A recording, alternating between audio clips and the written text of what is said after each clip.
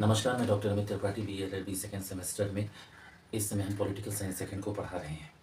अभी दंड की समस्या में नागरिकों के खिलाफ जो बल का उपयोग किया जाता है उसकी न्याय संगतता एवं हम औचित्य पर बात कर रहे थे। राज्य के जो बल प्रयोग होते हैं जैसे पुलिस कार्रवाई को हम कह सकते हैं, नागरिक कई स्तरों पर शिकायत दर्ज करा सकते हैं। कभी कोई क्वेश्चन पूछ सकता है बी एल सेकेंड सेमेस्टर में कि नागरिक जो राज्यिक बल के अगेंस्ट में जाकर माने राज्य के द्वारा जो बल का प्रयोग किया गया वो सही है या गलत, उस पर किस तरह से कंप्लेंट कर सकते हैं, इस पर एक क्वेश्चन आ सकता है। तो बहुत ही ध्यान से हमें इस टॉपिक को समझना है। अब प्रारंभिक कदम क्या होता है? राज्यिक बल के खिलाफ आपको जाके कंप्लेंट करना है तो प्राइमरी जो आपका स्टेप होता है क्या होता है? सबसे पहले थाने के एसएचओ जिसे स्टेशन हेड ऑफिसर कहते हैं या DSP deputy superintendent of police को हम क्या देंगे? एक लिखित शिकायत देंगे। शिकायत देने के बाद हमें यह भी करना है कि उससे हमें एक रिसीविंग ले लेना है। ऐसा नहीं कि हमने शिकायत किया और रिसीविंग नहीं लिया।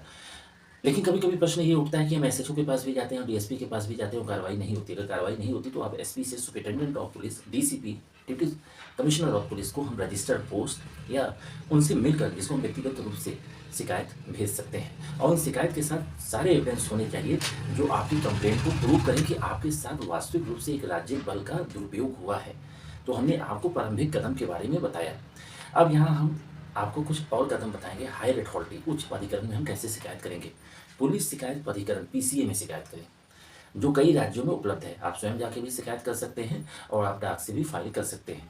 दूसरी चीज़ राष्ट्रीय मानवाधिकार आयोग एनएचआरसी या स्टेट मानवाधिकार आयोग जिसको हम एसएचआरसी में हम ऑनलाइन ईमेल या डाक के माध्यम से भी शिकायत दर्ज कर सकते हैं और व्यक्तिगत रूप से भी जाकर उनके ऑफिस में अपनी शिकायत को कंप्लेंट दर्ज करा सकते हैं। तो अभी तक हमने आपसे 2 स्टेप पे चर्चा की। पहले स्टेप में चर्चा की कि थाने के एसएचओ के पास जाना, डीएसपी के पास जाना है।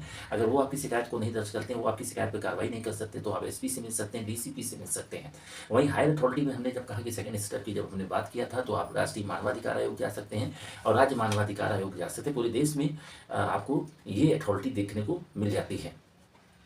अब न्यायिक उपाय की जब हम बात करते हैं तो हाई कोर्ट में रिट एप्लीकेशन अनुच्छेद 226 और सुप्रीम कोर्ट में अनुच्छेद 32 आप दायर कर सकते हैं और आप सूचना के अधिकार के द्वारा जानकारी भी मांग सकते हैं, मीडिया और एनजीओ से मदद भी ले सकते हैं और शिकायत को आपकी कॉपी को आप सुरक्षित रखते हुए और फॉलोअप भी कर सकते हैं। तो ये 3 कदम मैंने आपको बताया।